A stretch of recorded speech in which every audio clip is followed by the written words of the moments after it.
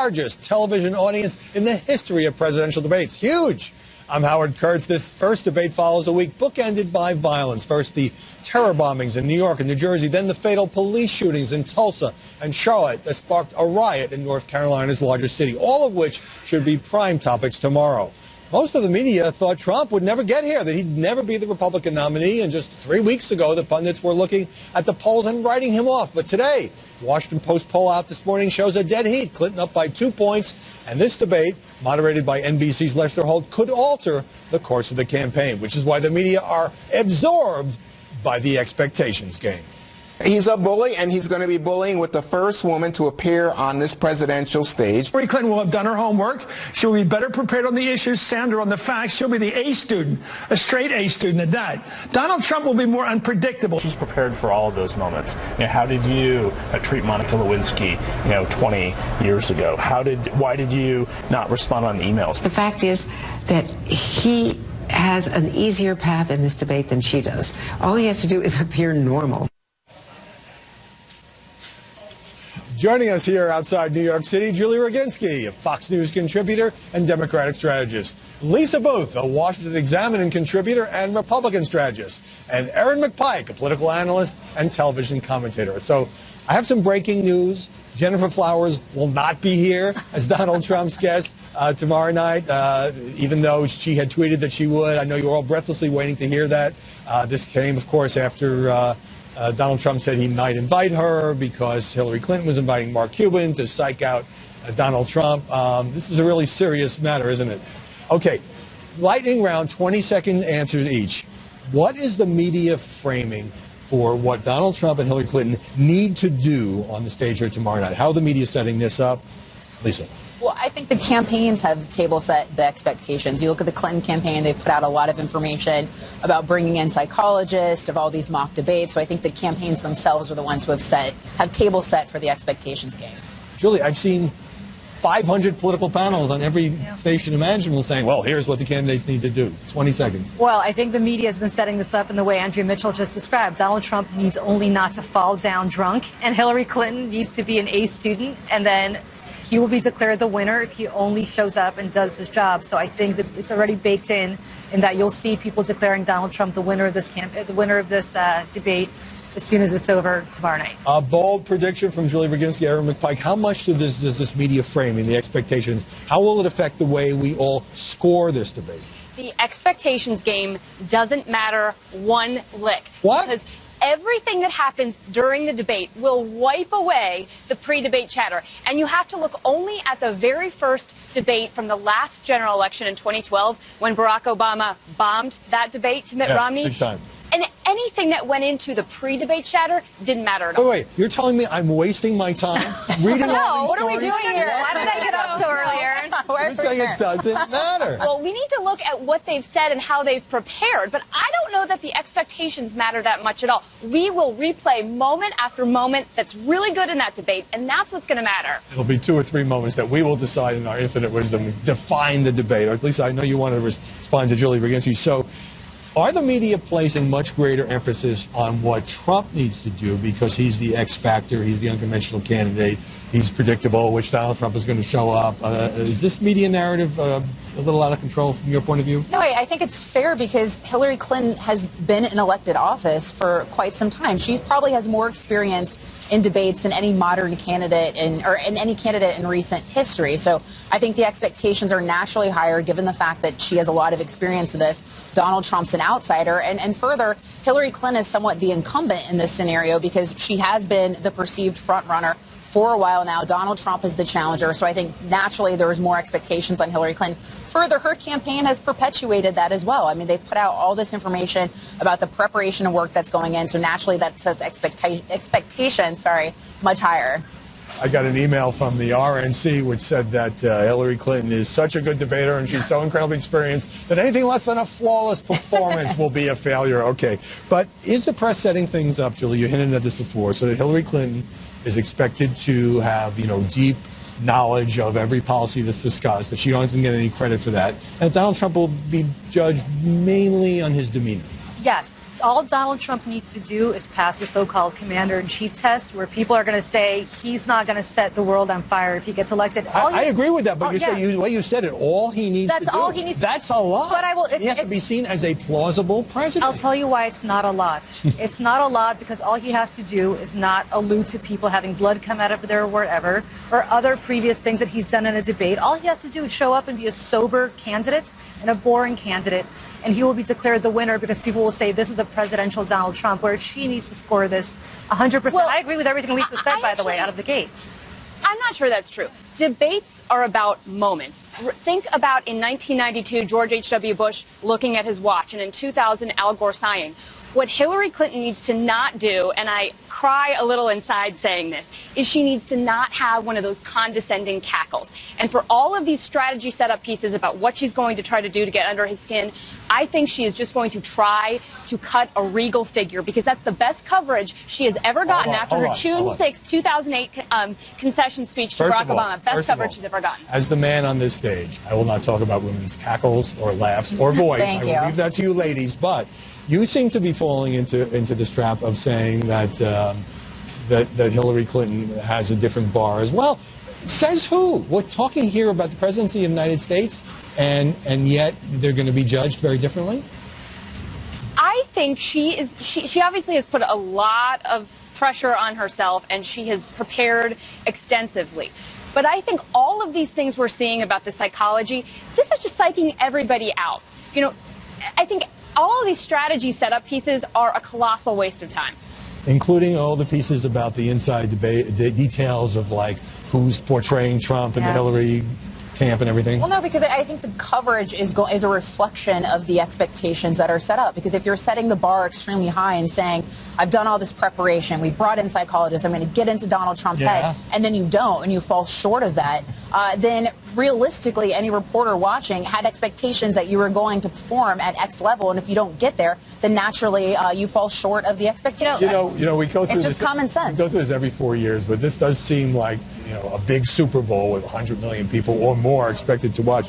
Let's talk about the moderator for a minute. Lester Holt of NBC. How much will he be picked apart by the press, as Matt Lauer was, by partisans of either candidate who are maybe less than happy with the outcome? You know, Lester Holt has a tough job to do. First of all, he's the first out of the gate. Secondly, he does follow Matt Lauer. They're from the same network, so he'll be judged by that standard. I think uniformly people thought Matt Lauer didn't do as good of a job as he could have done at that forum. Not uniformly. Uniformly, that was the view on the left, which said that Holt was that Lauer was too easy on Trump. I've heard from a lot of Republicans who've also thought that Lauer was too tough on Hillary, or was too tough on Trump, which I don't agree with. But I will say that, so Lester Holt has a very tough job. He's damned if he is, damned if he isn't. If he facts checks either of these two candidates, specifically Donald Trump, he'll look like Candy Crowley. If he doesn't fact check, a lot of people will say, why are you allowing them to go off with these falsehoods if they are putting forth falsehoods? He's got a very tough job to do. And again, he's first, so he's breaking ground. Yeah, but I think we should give Lester Holt some credit. He is an individual. He is a different person than Matt Lauer.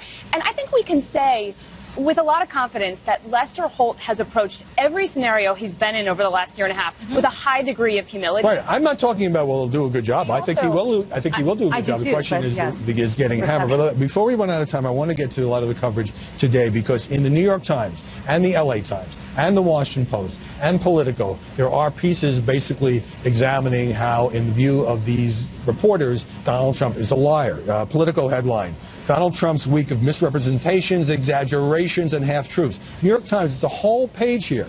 A week of whoppers from Trump. I'll give this to you as you prepare your response. Fine to hold the candidates accountable, but most of this seems to be aimed only at the Republican nominee. Well, yes, because we're not seeing anything like this about Hillary Clinton. I was amazed by the tone of what the New York Times did here. The number 2 here says, I was against going into the war in Iraq. Then it says, this is not getting any truer with repetition. This was a highly snarky display in the New York Times. The Washington Post, as you mentioned, had one. They all did. But it was amazing how the New York Times took Donald Trump on. And the editor-in-chief of the New York Times discussed their approach to Donald Trump this week in a podcast. Yes, in saying we've never really used the term lie in a headline before, but they're doing it with Donald Trump. These media organizations are really taking him on right now. if Trump says things that aren't true, absolutely the press should fact check him, but a lot of these things are sort of either nuanced or argumentative. Doesn't this seem unbalanced to you? You know, I think there's a sense that a lot of reporters feel that we need to perpetuate a false equivalence, that she's a liar, he's a liar. But the reality is one of them does lie with a greater facility and much more often than the other. I'm not suggesting she always tells the truth, but I think The Daily Show had the best call on this. She lies like a politician, he lies like an alcoholic, and that's a great way to describe it. Liberal New York Times columnist Nick Kristof this morning. How should we report on a duplicitous demagogue? To expose charlatans is not partisan, but good journalism.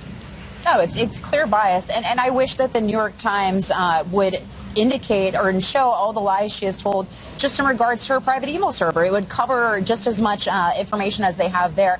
And what I really hope from this debate is that the fact-checking is equally applied to Hillary Clinton and Donald Trump, because Hillary Clinton, there's a reason why her distrust numbers, the majority, so many Americans distrust her to the degree that they do, is because she has given so many different iterations, particularly just with the email situation as well as the Clinton Foundation. That's an important issue as well. By the way, Sean Hannity, who's made no secret of backing Donald Trump's candidacy, wound up in a Trump campaign video with something he had taped. Fox put out a statement about it.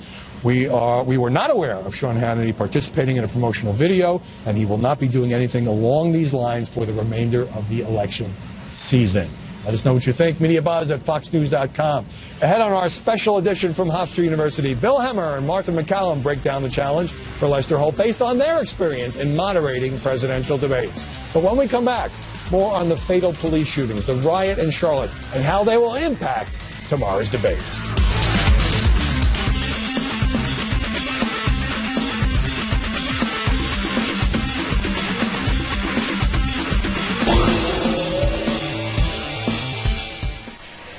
Police shootings and rioting dominated the media's coverage this week and will undoubtedly be a key topic in tomorrow's debate here at Hofstra University. Terrence Crutcher, a black Oklahoma resident, was shot by a Tulsa police officer responding to a stalled car, even though Crutcher was not carrying a gun. I get angry because an officer of the law who's paid to protect and serve prejudged my brother. Prejudged him. He didn't have a chance to live. Another black man, Keith Scott, was killed by a police officer in Charlotte while waiting for his son at school. In that case, authorities say he had a gun, but that is in dispute.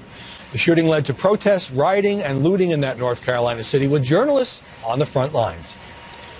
Does anyone know, or did anyone see who did the shooting? Or are you concerned that we're not sure exactly what happened? You want it on video so you can put it on the news, right? No, we're on live. That's what you're trying to find out. If we got a video so you can elaborate out, make a fabricated story, right? You want a video that you can base a fabricated story on, right? And last night, Charlotte police releasing a video of the fatal shooting. Joining us now to analyze the coverage, Amy Holmes, senior political analyst for Rasmussen Reports and a former anchor at The Blaze, and Joe Trippi, Fox News contributor and a Democratic strategist. Amy, as we put up a little bit of this video, I have to warn people this is disturbing, even though we're not playing any of the sound, and it's inconclusive. Two-part question. Did the Charlotte police, which said they were not going to release this, cave to media and public pressure in putting this out last night? And what do you think overall of the coverage of the Tulsa and Charlotte shootings? Well, it certainly seems so. And you saw the police chief say that they were not going to release this video because there were other facts, that come into play in trying to adjudicate these situations. So clearly it seems to me that, and also, frankly, the protests and the demands of protesters and the family that was shown the video privately, and then they came out and said, we want to see this publicly. But what we've seen in both of these cases is that video is so powerful. When I watched the Tulsa video in particular, I don't know what happened before, but I do know what happened after, and it seemed to me just from watching the video, but again, you do need larger context. I think in the case of Charlotte, that larger context, there's been a rush in terms of media, and we're still trying to learn the facts. My sense, Joe, and tell me if you disagree, is that in both of these cases, the media have been somewhat restrained rather than reckless in concluding the police officer acted responsibly or irresponsibly, having been so badly burned in Ferguson, where so many in our profession adopted the hands up, don't shoot narrative, which turned out to be wrong in the case of Michael Brown. No, I think that's right, but I also think it's a growing process for the media to figure out you can't just jump into these things. And I think I think It's still happening, though, on the street, and I mean on both sides. And it's hard for the media to not get sucked into that, because that's right. You know, and there's that's another part of the coverage. Certainly, and there's another form of media, which is social media, right. And that's all of us self-publishing, whether it's posting video on Facebook or tweeting or commenting, quite apart from the MSM. The Charlotte officer who shot Keith Scott, Brentlin Vincent, is black. On Thursday, after this officer was identified, New York Times, lead story in the paper, put that in the 30th paragraph. The Washington Post put it in the 31st paragraph. The Wall Street Journal put it in the 11th paragraph of a 12-paragraph story. Isn't that a highly relevant part of the story? I'm not sure that it's relevant, because the story has been about police violence against the African-American community, and there are certainly African-American analysts who would say, you know, it's the culture of the police, not necessarily the individual police officer. I don't think that's a fair criticism. I do think that obviously that fact should have been higher up in the story, but do I think that that's necessarily relevant? I'm not sure. We need to learn more. Well, it has nothing to do with whether or not Officer Vincent acted properly or recklessly, but there are a lot of people I found, and MSNBC didn't mention it at all on the night of the riot. CNN and Fox mentioned it somewhat, CNN the most. Thought it was another case of a white cop and a black victim. Well, but that's not getting the facts right, and that fact did or by omission or by burying it. And that fact should have been not buried, but way up more at the top Certainly. of the story. And I think it is fair to say that it doesn't fit the narrative But I do of agree. white racist cops attacking African But Americans. I also do agree that that's not, and I'm not sure it's relevant to the real debate and the real lack of trust between police and... All right, getting a little short on time. Do the media portray Donald Trump as being the law and order pro-police candidate, and is that accurate, and is that how it will play out in the debate? Well, that's certainly how he markets himself. How he markets himself. Although he's Yeah, talked absolutely. more about African-American communities now, in other words, not just talking about the police. And the same question about Hillary Clinton, who was going to go to Charlotte today, canceled at the request of the mayor. Is she portrayed as more being on the side of the African-American community and fairly or unfairly less concerned with law enforcement? I think that's exactly right, and that both have, fostered those impressions of their candidacy. I hope tomorrow night during the debate that they are asked about this, because where our commander-in-chief leads us when it comes to these thorny issues is really important to us, coast to coast. Yeah, I think, look, it's again, everybody seems to push in those two directions, and it's not that simple. You can be for both things. You're right. They're not mutually exclusive. And I think that's where you'd like to see both of them get to. Right. By the way, USA Today suspended for a month columnist Glenn Reynolds. He is the Instapundit blogger, a highly respected law professor, because when Charlotte protesters were blocking the roads, he tweeted, "Run them down." He says that was misinterpreted, but he did apologize. All right, Amy Holmes, Joe Trippi, great to see you here at Hofstra. Ahead from the Long Island site of the first debate, the coverage of what will certainly be a prime topic, the bombings in New York and New Jersey. We'll get into that, but up next, the late night comics are more opinionated than ever and virtually united against Donald Trump.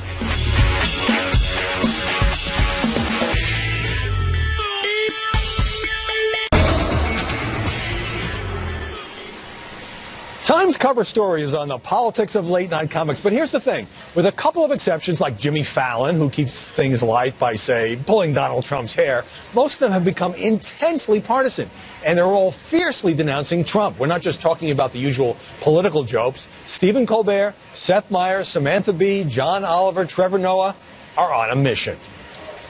He was still saying the birth certificate could be fake last year. And by the way, I'm not sure the guy who holds fake press conferences, has a fake university, a fake foundation, fake hair, and a fake tan should be the one in charge of deciding what's real.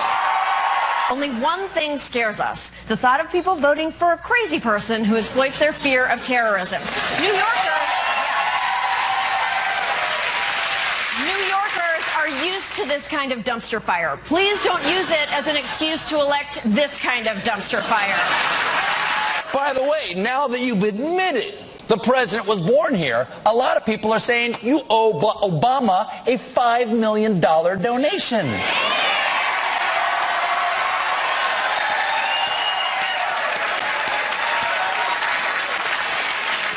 You know, he's probably waiting on that check right now. You know, like most of your contractors. Jimmy Kimmel told Time he'd love to ease up, but that Trump makes it impossible by saying more outrageous things than the candidates of the last 20 years combined. Now, these comics have every right to speak out, to go beyond monologue jokes, but what does it say that they're all catering to a liberal audience that views Trump with disdain? That not one of them has any sympathy for Trump's appeal or is taking on Hillary Clinton. Even Jon Stewart would occasionally skewer the Democrats.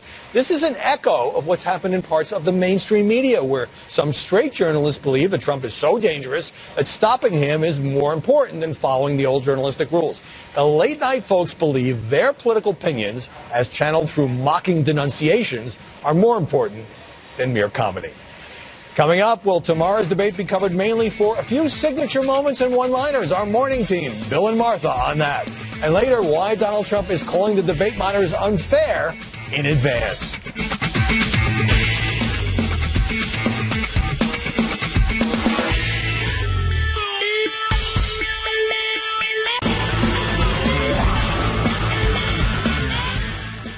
Back here at New York's Hofstra University, and the Trump-Clinton debate taking place here tomorrow night in some ways reminds me of a famous face-off back in 1980. Governor Reagan, as a matter of fact, began his political career campaigning around this nation against Medicare. These are the kind of elements of a national health insurance important to the American people. Governor Reagan, again, typically is against such a proposal. Governor, there you go again. Joining us now are two people with experience in moderating presidential debates, Bill Hemmer and Martha MacCallum, the co-hosts of America's Newsroom. Good morning, Howie. Doing great. Beautiful morning here on Long Island. For all the policy arguments and fact-checking that surround these debates, don't the media tend to cover them when they're over as a couple of signature moments like that one with Ronald Reagan? I think so, and especially based on history and over time.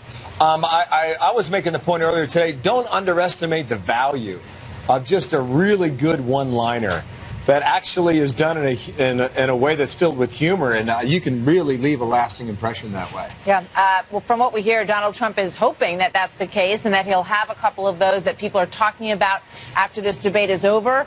The Trump campaign has put out the message that in some ways they hope that Hillary sort of rambles on about policy for a long time. We know that she's been hitting the books hard, but that is not his strength. It never has been, and he has made it very clear that as president, he would plan to sort of deal with things as they come. So whether or not he's going to get stumped on a foreign policy question and be out of his depth in any way, and that could also create that kind of moment, Howie, and that's what the Trump campaign is trying to avoid.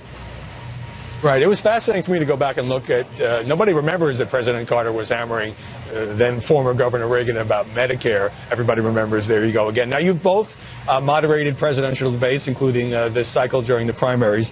How far, there's this great debate raging in our profession. How far should Lester Holt go in trying to hold the candidates to the facts or fact check them in real time? And in a general election debate, is that really the moderator's role?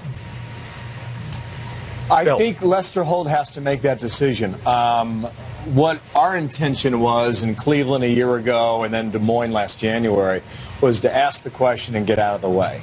Unless there was some sort of glaring absence that we noted in the answer, that was our intent. I was reading an article earlier today, Jim Lehrer, who's done his fair share of these presidential debates. He said, go to the mirror, look at yourself in the mirror, and repeat 3 times, it's not about me, it's not about me, it's not about me. And I think if you live by that rule, I think you're, as a moderator, once it's over, you're going to be viewed in a better light. That's my sense. But it's difficult because as a journalist, when there is something that's glaringly inaccurate, there is that need to clarify it for the people at home who are watching on TV. So that, he's obviously a very experienced journalist and reporter. So that's the line that you have to walk. I think it can be walked well by people who do it well, and I expect Lester Holt will probably do that. I mean, is it different, Martha, when you're doing a primary debate and there are 10 candidates on the stage and you have a little more leeway to say, well, you said that, Mr. Trump, Governor Bush, and so forth, but here's what you said 6 months ago. Here we have the 2 nominees who, frankly, ought to fact-check each other if they think falsehoods have been uttered. Exactly. I agree with that. Exactly. Yeah. And I expect they will. I mean, they've obviously been practicing. Donald Trump has said that he's not really doing the kind of actual run-through where you stand behind podiums and do that. We know Mitt Romney did a ton of it when he was getting ready for the debate. But, I mean, they'll go at each other and they will fact-check each other. And it's easier now. There's only 2 of them up there. It makes it even easier to go count point. I've been thinking about this a lot, too. And I really don't have a sense for how this is going to go Monday night. I mean, he could lay back, she could lay back, she could go after him. He could go after her. They could go after each other. I imagine over the course of 90 minutes, we'll probably see all 5 sides of that. And maybe ultimately how, it comes back to your original point about, the lasting impression. What will that be? Look, Martha and I we've been previewing this debate for, it seems like forever. I really think that you just circle October 1st on the calendar next week, because you'll get 4 days to get over the initial impression and let the lasting impression marinate and sink in. And that's where you're going to find out next Saturday. After 4 days of polling, you'll get a sense as to where this race really is. That's my feeling. And you've got 8 out of 10 people saying that it won't change their mind either way. But those 2 could be the difference in a very tight election. So their work's cut out for them. They're going to have to perform at a very, very high level tomorrow night here. 90 straight minutes. And another key difference people forget, general election, the audience is admonished to be quiet, no hooting and hollering. All right, Bill Hemmer and Martha MacCallum, thanks so much. We'll see you later today, actually. Here Thank you, Howie. You bet. See you at noon. Next on this special media buzz from Hofstra University, how the New York, New Jersey bombing suspect is being covered, as well as the candidates' responses. And later, can cable networks really fact-check Donald Trump with a few words at the bottom of the screen?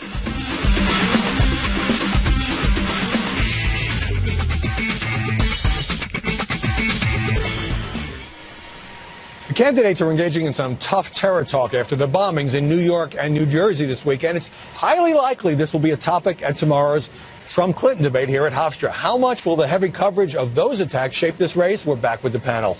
And Aaron, these bombings were not the worst terrorist attack we've suffered. Thankfully, nobody was killed. But given the heavy media coverage, does it change the race and the debate? I don't think it does at all. I think if it were worse, it would, but we've been through a number of these. I actually think the shooting in Charlotte does have the ability to change the debate and the race, in part because that's going on in a swing state in North Carolina, where both of these candidates are spending an inordinate amount of time right now. Right, but there was an intense level of interest. Of course, the suspect was caught in a shootout so quickly because of all the fear that people had that could this happen in their city. I think that's absolutely true, but what we do see with a lot of these attacks, if they happen in this region, in New York, in New Jersey, the media will spend a lot more time. And people sometimes believe that that's because media is here in New York and they think it's the center of the universe. It's because they have the resources to deploy very easily. And the network should think a little bit harder about that, because it kind of skews the news judgment a little bit. Now, CNN put up a graphic, Lisa Booth, that said the bombings were a win for Trump. Now, 29 people were injured. It seems kind of callous to reduce it to that, but I guess we do inevitably get around to the political impact of these events. Well, I think, of course, it shapes the trajectory of the race, in just the sense that you don't have to have a bombing in Washington, D.C. to be afraid that there could be a terrorist attack in Washington, D.C. We've seen either ISIS-inspired or directed attacks throughout the country. San Bernardino doesn't have to be San Bernardino, Orlando, Florida, Minnesota. So, of course, it doesn't happen in your city to have a fear of terrorism. You look, it's a top 2 issue in essentially every poll, whether it's a nationwide poll or a state-specific poll. But the funny thing about CNN is the fact that Hillary Clinton had actually said that initially that it was a bombing, and then proceeded to attack Donald Trump on leading with saying that it was a bombing, but they cut that coverage out. And the Washington Post had also reported going after Donald Trump about asserting that it was a bombing without mentioning the fact that Hillary Clinton had actually done so as well. So the media's conventional wisdom, Julie Regency, is that terror attacks, by placing an emphasis on a tough response, helps Donald Trump. But some commentators say, well, Hillary Clinton also benefits because she's a former Secretary of State who also has been in the Situation Room when plans were made to fight terrorists. How do you think the conventional wisdom on how it all helps Trump is maybe a little too simple? I think it is a little simple. I think this is not a simple topic in general, but it's what I said in the earlier segment, which is that you have ultimately a commander-in-chief test that both these people need to pass. And when you have a terror bombing, as you did last week, and in fact when you have something that you have going on in Charlotte and going on in Tulsa as you had last week, it focuses people's attention on who they want as their leader, who has the temperament and who has the commander-in-chief abilities to lead us both abroad to prevent this kind of systemic terrorism from coming here, and also who's got the temperament to lead us here at home to heal racial divides. And I think that's what people will be looking at tomorrow night in light of the events of the last week. It kind of elevates the campaign above the, Jennifer Fowler's level. You would think, but the Twitter shots and all that. But, there's such an intense media focus on Donald Trump's rhetoric, whether he goes too far. We can all rattle off, 20 things he said that the press went nuts over. Let me play something that didn't get much media attention that Hillary Clinton said having to do with this subject. Let's roll that. We know that Donald Trump's comments have been used online for recruitment of terrorists. We also know from the former head of our counterterrorism center, Matt Olson, that the kinds of rhetoric and language that Mr. Trump has used is giving aid and comfort to our adversaries. Now, aid and comfort is from the Constitution. It's the treason charge. And I didn't see virtually any media organization say, well, should Hillary Clinton have done that? Imagine if Donald Trump had said that Hillary Clinton was giving aid and comfort to terrorists. So is there a double standard here? Well, there is, and plus that statement is just laughable. Bill Clinton himself has been featured in ISIS videos as well, so it's a little bit hypocritical for her to be driving that statement. Further, ISIS hates the United States and the West because of what we believe in, because we are a democracy, because of the ideology that we share and hold as a country. So they're going to attack us regardless of what our presidential candidates and or presidents say. So it's just ridiculous. Now, there certainly was a focus on Trump when he said that both Barack Obama, and Hillary Clinton could be seen as a founder of ISIS. But aid and comfort, it just kind of went past. Yeah, I think that probably needed to get more attention than it got, but she also could have spent a little bit more time on it. We're still seeing her really talk about Donald Trump's temperament and not go into further detail about that. So I think the campaign could push it further. Brief comment, Julie. Well, the only thing I'd say is the person who's probably equally frustrated didn't get as much coverage is Hillary Clinton herself. She clearly said it so it would get attention, and I think there's probably frustration in her camp that the press does focus on some of the things Donald Trump says, and in this case, she clearly wanted to get attention for it and did not get the attention that she felt she deserved for it. I think a lot of the media reported it and replayed it, but I didn't see any of the, is this going too far? And it just seems to me it's perfectly fair to ask that of both candidates when they engage in this sort of really pointed rhetoric about their opponents. We'll probably see some of that tomorrow night, and we can ask those questions again. Julie Roginski, Lisa Booth, Aaron McPike, thanks very much for joining us here on Long Island. After the break, Donald Trump has already called out NBC's Lester Holt, who will share the spotlight here at Hofstra tomorrow night. Will he get hammered by the TV critics, no matter how it goes?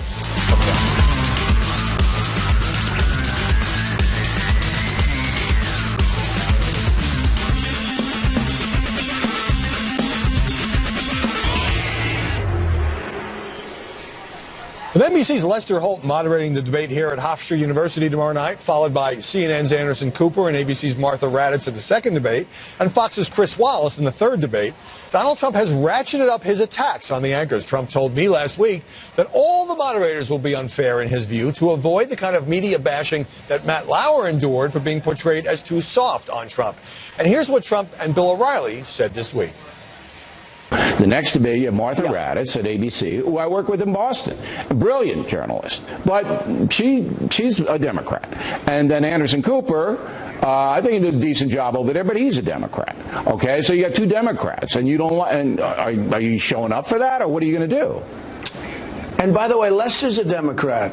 Look, I didn't know it's a phony system.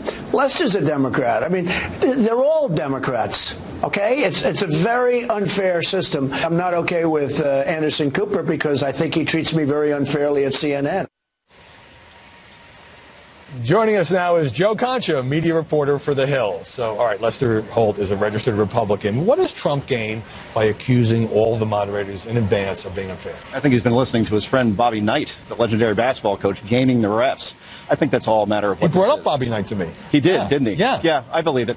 I think Lester Holt's going to call a fair game, Howie. Obviously, his body of work proves that. Here's the thing, though. If you asked me that question in 2012 about Candy Crawley, I would have said her body of work is great, and I don't anticipate her causing any problems or being the story afterwards either. And remember what happened. She fact-checked on the fly. Right. Mitt Romney was neutered, basically. It changed the dynamic, you can argue, for that debate and the election going forward. And as a result, Crowley goes on an interview afterwards and says, oh, no, actually, Mitt Romney was right in the main. I made a mistake. So we have to watch out for that tomorrow night. These are all experienced professional anchors, but are they under some pressure to avoid the kind of skewering that Lauer got in the wake of that NBC forum, where a lot of critics on the left said he was hard on Hillary, easy on Donald.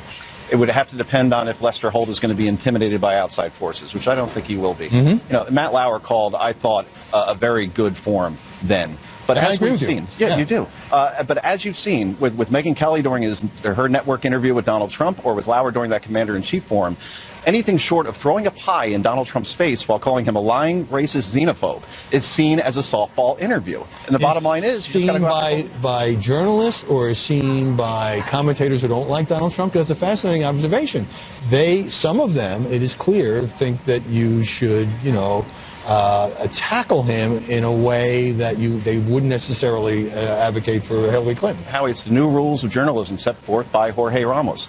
Neutrality is not an option, he said. Quote, Judgment Day is coming for any journalists that don't go after Donald Trump. And he was applauded for that commentary by many commentators in the media, especially those on the left. So, yeah, that's how it's seen. If you're not hard on Trump and easy on Clinton, it's seen as an unfair interview. How did we get to the point where that is, at least in some quarters of our profession, the accepted media wisdom that Trump is a dangerous demagogue and it's our mission to stop him, as opposed to let's be really hard and tough but fair to both nominees? Because many in the media, led by the New York Times and their editor, say that, will say that we have to take out Trump for the good of the country. That they believe that neutrality is no longer an option because Donald Trump is a danger, and as a journalist, they feel that's their duty. They haven't read their job description if that's the result. And even Jimmy Fallon gets criticized, Howie. He's an entertainer. He beat Kimmel and Colbert combined last week because he understands that it's all about entertainment.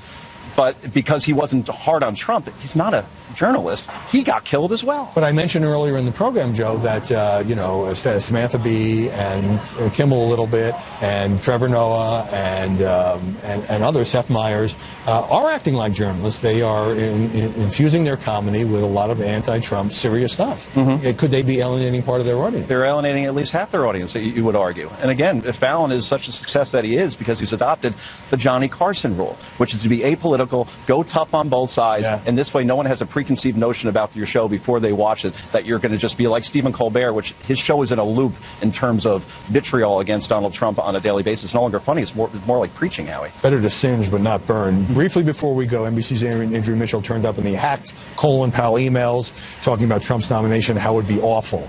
That's a private conversation. Does it raise any questions about Andrew Mitchell? Well, obviously she's in the Hillary Clinton camp, and MSNBC why do you say that? Why do I say that? Because if you watch her reporting on a daily basis, it seems to be very pro-Clinton. And the fact that Andrea Mitchell... She's also asked tough questions of Hillary Clinton. Okay. And this is a private email that shouldn't have been hacked, right? Then, yes, of course. But Howie, she needs to speak up when MSNBC, the network, runs a promo with Hillary Clinton pointing her at a press conference saying, Andrea, you're my kind of girl. Andrea Mitchell should be stepping up and saying, don't portray me that way. I'm an objective journalist. You're making me look like I'm partisan. No shortage of opinions here. Joe Concha. Good to see you in person, Howie. In person, indeed.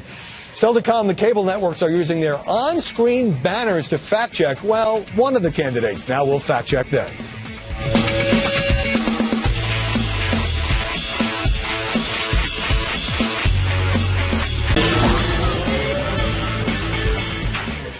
The other two cable news networks are using a new weapon against Donald Trump, the Chyron. Those are the banners you see at the bottom of the screen. They now use them for fact-checking and sometimes for snark. CNN may have been there first. There was this one, Trump calls Obama founder of ISIS. He's not. And this one, Trump's son, father apologized to cons. He hasn't. And this one, Trump never said Japan should have nukes. He did. MSNBC has gotten into the act with this Chyron after Trump acknowledged that President Obama was born in the U.S. Birther-in-chief reborn. And this one, Trump falsely claims Clinton started birther controversy. And here are others on MSNBC. Trump says he watched non-existent video of Iran receiving cash. Trump, Clinton is hiding. Clinton is in hiding, speaking next hour. Now, it isn't that all these are wrong, but sometimes the situation is a bit more complicated. Trump wasn't arguing that President Obama was literally the founder of ISIS, just that his policies helped fuel its growth. It's hard to make those distinctions in 5 or 6 words. And the other day, Donald Trump called for profiling of terrorists. They profile. They see somebody that's suspicious, they will profile. They will take that person in. They'll check out Do we have a choice? Look what's going on. Do we really have a choice? CNN ran this banner. Trump says, quote, racial profiling will stop terror. Trump never said the word racial. We can debate whether or not that would be the net effect, but that chyron was factually inaccurate. If CNN or MSNBC has ever used this approach with Hillary Clinton and her various controversies, well, I must have missed that. That's it for this, but let me say this final word. There's nothing the media love more than a presidential debate. Then pregame chatter, you can bloviate and speculate and pontificate and predict like a football fan before the Super Bowl. And Donald Trump versus Hillary Clinton is a Super Bowl level event. And everyone in America gets to watch the showdown and join in the postgame punditry. That's when the media's instant replays and Olympic scoring will help shape the argument over who won and who lost. But guess what? You're free to ignore all that and make up your own mind. Now, that is it for this special edition of Media Buzz. I'm Howard Kurtz. We hope you like our Facebook page. We post a lot of content there. Give us a like. Let me know what you think on Twitter at Howard Kurtz. Email us, stick to the media, mediabuzz@foxnews.com. I'll be here tomorrow after the debate, and we're back in Washington next Sunday for the latest buzz.